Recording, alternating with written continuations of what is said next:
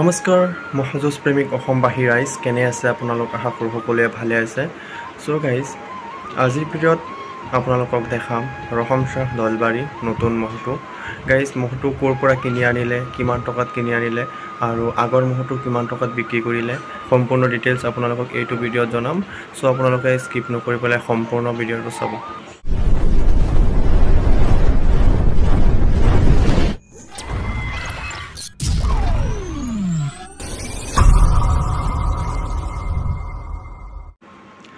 চাও গাইজ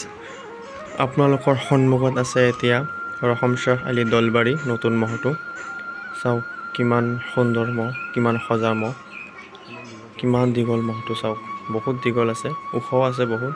আৰু শিংজোৰ বহুত মানে চাও কাকাচিপা শিং জালালউদ্দিন খলপীয়া যেটো ৰঙা মহটো এতিয়া জাকিৰ হুছেইনে কিনি আনিলে সেম হেতু মহৰ শিঙৰ নিচিনাই প্ৰায় শিংজোৰ বহুত ধুনীয়া চাও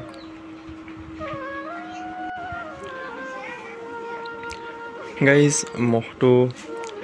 এমাহমান হৈছে আনিছে ঢিংচৰৰ পৰা আনিছে আৰু মহটো আনিছে 2,50,000 টকাত আনিছে মহটো চাওক মহটো স্বাস্থ্য পাতি ঠিকই আছে এতিয়া যুজৰ পিছত স্বাস্থ্যটো অলপ কমি আছে কিন্তু যুজৰ সময় স্বাস্থ্যটো ধুনীয়াকৈ বনাব আৰু গাইজ সকলোৱে আশীৰ্বাদ কৰিব যাতে মহটোৱে এই মানে বহুত ভাল যুঁজ যুঁজিব পাৰে এই মহটোৰ যুঁজ এতিয়ালৈকে চোৱাই নাই চৰত আছিলে চৰত কি যুঁজাইছিল নে নাই হেতু ক'ব নোৱাৰো বা তেখেতলোকেও নাজানে সো ফাৰ্স্ট টাইম অহা দেওবাৰে যদি মানে হালদিবাৰী যদি মানে যুঁজখন হয় তেন্তে মানে মকবুলাৰীৰ লগত যুঁজাব বুলি কৈছে চাওক মহটো আপোনালোকে এতিয়া চাই আছে ৰহমশাহ আলী দলবাৰী নতুন মহটো চৰৰ পৰা কিনি অনা নতুন মহটো আৰু গাইজ ৰহমশাহ আলী দলবাৰী তেখেতৰ আগৰ যেটো মহ আছিলে সেই মহটো বহুত ভাল যুঁজিছে হেতু আমি সকলোৱে দেখিছো এই যুঁজবোৰ হাৰাজিকা আছে দুটা মহলত হাৰিছে হেতু ডাঙৰ কথা নহয় মহৰ যুঁজিলে দুটা মহ যুঁজিলে যিকোনো এটা জিকিব আৰু যিকোনো এটা হাৰিবই তো হাৰাজিকা আছে হেতু ডাঙৰ কথা নহয় কিন্তু মহটোৱে বহুত ভাল খেল দেখাইছিলে আৰু সেই মহটো ফাইনালি গাইজ 2,80,000 টকাত বিক্ৰী কৰিছিলে গাইজ মহ এটা পুখিলে মানে টকাৰ কাৰণে পোখা নহয় ৰাইজকহে খেল দেখুৱাৰ কাৰণে পোখা হয়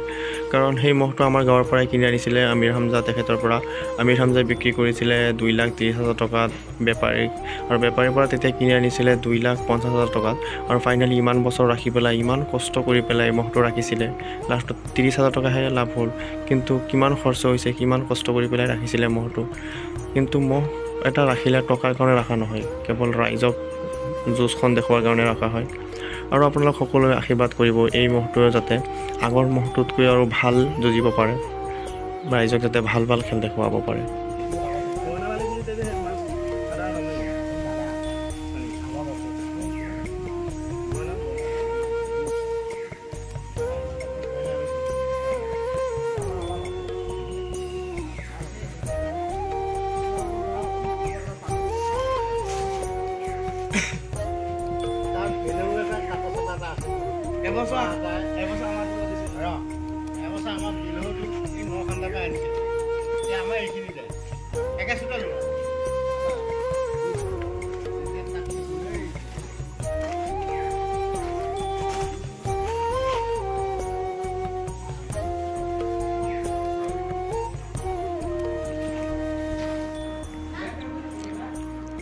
চাওক আপোনালোকে মহটো কি ধুনীয়া মহ গাইজ মই আৰু ৰফিকুল ব্লগ আহিছোঁ দুজন মহটো ভিডিঅ' কৰি আপোনালোকক দেখাবৰ কাৰণে সো আপোনালোকে তাৰ চেনেলটো ভিডিঅ'টো পাব আপোনালোকে ৰফিকুল ব্লগ ইউটিউব চেনেলটো ছাবস্ক্ৰাইব কৰি দিব চাওক ইয়াৰ শিংজোৰ কিন্তু মানিব লাগিব বহুত খাতাৰনাক শিংজোৰ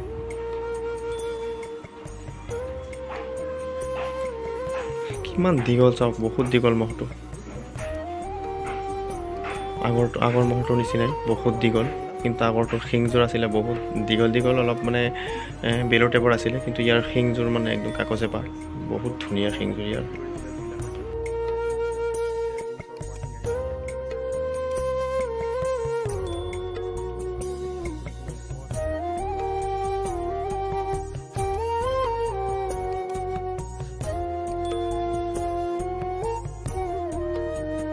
ইয়াৰ যুঁজ 1-2 দিনমান পিছত চাবলৈ পাব হালদিবাৰী ফিল্ডত। চ' যুঁজখন হ'লে দেখুৱাম আপোনাক। চাওক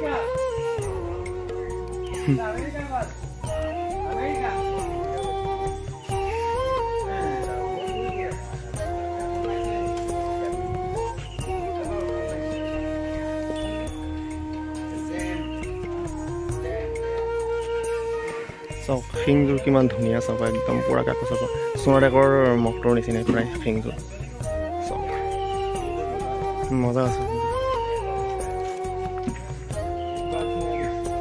চাওক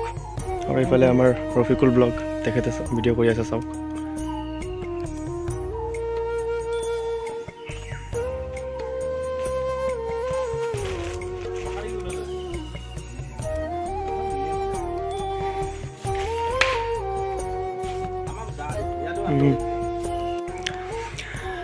গাইজ, সকলোৱে মহটো চাই পেলাই আপোনালোকৰ তাত কেনে লাগিলে সকলোৱে কমেণ্ট কৰি পেলাই জনাবলৈ নাপাহৰিব। আপোনালোকে সকলোৱে এটা কমেণ্ট কৰি পেলাই জনাব যে মহটো চাই পেলাই কেনে লাগিলে। চাওক শিংযোৰ একদম প্ৰায় সোণাডেকাৰ শিঙৰ নিচিনাই, সোণাডেকাৰ মহটোৰ বহুত মজা মহ, বহুত ঠাণ্ডা মহ। চাওক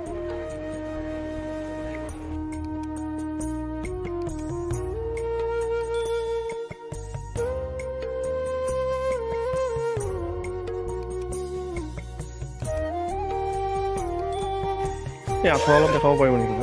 আখৰ অলপ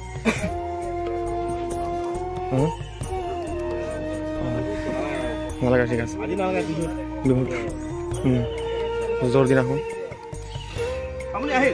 যুঁজটো হ'বই ন দাদা? যুঁজটো মানে হ'বই 2 দিন পিছত।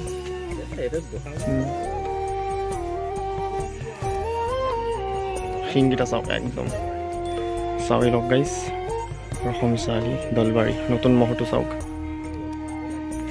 একদম কি ভয়ানক হৈ আছে। চাওক হালদিবাৰীত যুঁজখন হ'ব 2 দিনমান পিছত, চাব আপোনালোকে। চ' গাইজ, ভিডিঅ'টো চাই পেলাই আপোনালোকৰ তাত কেনে লাগিলে, লগতে মহটো